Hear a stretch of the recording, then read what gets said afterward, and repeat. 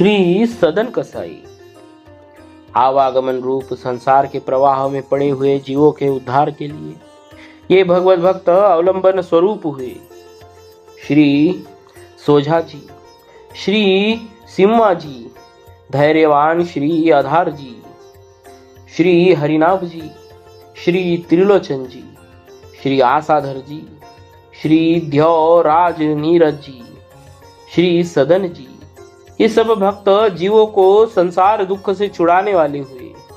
अवधूत काशीश्वर श्री कृष्ण किंकर जी, श्री कटहरिया जी, श्री स्वभुराम देवाचार्य जी, श्री उदाराम जी, श्री डंगर जी, ये श्री हरिनाम का व्रत धारण करने वाले हुए। श्री पद्म जी, श्री पदारथ जी, श्री रामदास जी, श्री विमलानंद जी, ये भक्त श्री हरि भक्ति रसामृत की वर्षा करने वाले हुए। प्राचीन समय में सदन नामक कसाई जाति के एक भक्त हो गए। यद्यपि ये जाति से कसाई थे, फिर भी इनका हृदय दया से पूर्ण था। आजीविका के लिए और कोई उपाय न होने से दूसरों के यहाँ से मांस लाकर बेचा करते थे।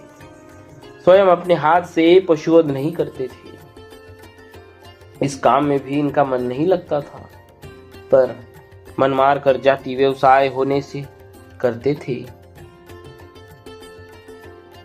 सदन का मन तो श्री हरि के चरणों में रम गया था। रात दिन वे केवल हरि हरि करते रहते। भगवान अपने भक्त से दूर नहीं रहा करते। सदन के घर में वे शालिग्राम रूप से विराजमान थे। सदन को इसका पता नहीं था। वे तो शालिग्राम को पत्थर का एक बाट समझते और उससे मांस तौला करते थे। एक दिन एक साधु सदन की दुकान के सामने से जा रहे थे। दृष्टि पड़ते ही वे शालिग्राम जी को पहचान गए। मांस विक्रेता कसाई के यहाँ अपवित्र स्थान में शालिग्राम जी को देखकर साधु को बड़ा क्लेश हुआ। सदन से मांग कर वे शालिग्राम ले गए। सदन ने भी प्रसन्नता पूर्वक साधु को अपना वह चमकीला बाट दे दिया। साधु बाबा कुटिया पर पहुंचे। उन्होंने विधि पूर्वक शालिग्राम जी की पूजा की, परंतु भगवान को उससे प्रसन्नता न हुई। रात में उन साधु को स्वप्न में भगवान ने कहा, तुम मुझे यहाँ क्यों ले आए? मुझे तो अपने भक्त सदन के घर में ही बड़ा सुख मिलता है। जब वो मांस तौलने के लिए मुझे उठाता था, तब उसके शीतल स्पर्श से मुझे अत्यंत आनंद मिलता था। मुझे सदन के बिना एक क्षण कल नहीं पड़ती। साधु महाराज जगे। उन्होंने शालिग्राम जी को उठाया और सदन के घर जाकर उसे दे आए। साथ ही उसको भगवत कृपा का महत्व भी बताए। सदन को जब पता लगा कि उनका यह बटकरा तो भगवान शालिग्राम जी है, तब उन्हें बड़ा पश्चाताप हुआ। अपने व्यवसाय से घृणा हो गई। वे शालिग्राम जी को लेकर पुरुषोत्तम क्षेत्र में श्री जगन्नाथपुरी को चल पड़े। मार्ग में संध्या समय सदन जी एक गांव में गृहस्थ के घर ठहरे। उस घर में स्त्री पुरुष दोनों ही व्यक्ति थे। स्त्री का आचरण अच्छा नहीं था। वे अपने घर ठहरे हुए इस स्वस्थ सुंदर सबल पुरुष पर मोहित हो गई। आधी रात के समय सदन जी के पास आकर वह अनेक प्रकार की अशिष्ट चेष्टाएं करने लगी। यह देख वे हाथ जोड़कर बोले, तुम तो मेरी माता हो। अपने बच्चे की परीक्षा मत लो माँ। माँ, मुझे तुम आशीर्वाद दो। उस स्त्री ने समझा कि मेरे पति के भय से ही यह मेरी बात नहीं मानता। वह गई और तलवार लेकर सोते हुए अपने पति का सिर उसने काट दिया और कहने लगी, प्यारे अब डरो मत। मैंने अपने पति का सिर काट डाला है। अब तुम मुझे स्वीकार करो। सदन भय से कांप उठे। स्त्री ने अनुनय विनय करके जब देख लिया कि उसकी प्रार्थना स्वीकार नहीं हो सकती, तब द्वार पर आकर छाती पीट पीट कर रोने लगी। लोग उसका रुदन सुनकर एकत्र हो गए।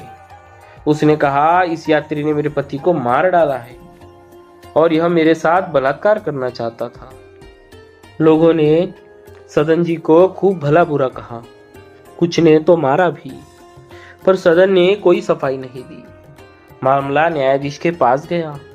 सदन तो अपने प्रभु की लीला देख रहे थे, अतः अपराध न करने पर भी अपराध स्वीकार कर लिया।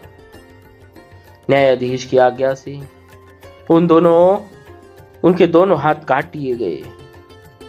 सदन के हाथ कट गए, रुधिर की धारा चलने लगी। उन्होंने इसे अपने प्रभु की कृपा ही माना।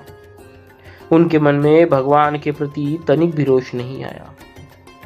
भगवान के सच्चे भक्त इसी प्रकार निरपराध कष्ट पाने पर भी अपने स्वामी की दया ही मानते हैं। भगवान नाम का कीर्तन करते हुए सदन श्री जगन्नाथपुरी को चल पड़े। उधर पुरी में प्रभु ने पुजारी को स्वप्न में आदेश दिया, मेरा भक्त सदन मेरे पास आ रहा है, उसके हाथ कट गए हैं, पालकी लेकर जाओ और उसे आदर पूर्वक ले आओ। पुजारी पालकी लिवा कर गए और आग्रह पूर्वक सदन को उसमें बैठा कर ले आए।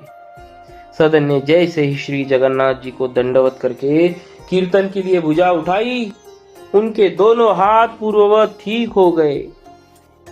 प्रभु की कृपा से हाथ ठीक तो हुए, पर मन में शंका बनी ही रही कि वे क्यों काटे गए।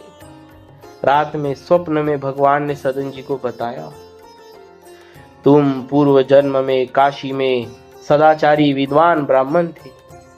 एक दिन एक गाय कसाई के घेरे से भागी जा रही थी। उसने तुम्हें पुकारा। तुमने कसाई को जानते हुए भी गाय के गले में दोनों हाथ डालकर उसे भागने से रोक लिया। वही गाय वह स्त्री थी और कसाई उसका पति था। पूर्व जन्म का बदला लेने के लिए उसने उसका गला काटा। तुमने भयातुरा गाय को दोनों हाथों से पकड़कर कसाई को सौंपा था। इस पाप से तुम्हारे हाथ काटे गए। इस दंड से तुम्हारे पाप का नाश हो गया। सदन ने भगवान की असीम कृपा का परिचय पाया। वे भगवत प्रेम में विवल हो गए। बहुत काल तक नाम कीर्तन गुणगान तथा भगवान के ध्यान में तल्लीन रहते हुए उन्होंने श्री पुरुषोत्तम क्षेत्र में निवास किया और अंत में श्री जगन्नाथ जी के चरणों में देह त्याग कर वे परम धाम पधारे। बोलिए भक्तराज श्रदन कसाई जी महाराज की जय। भक्तवत्सल भगवान की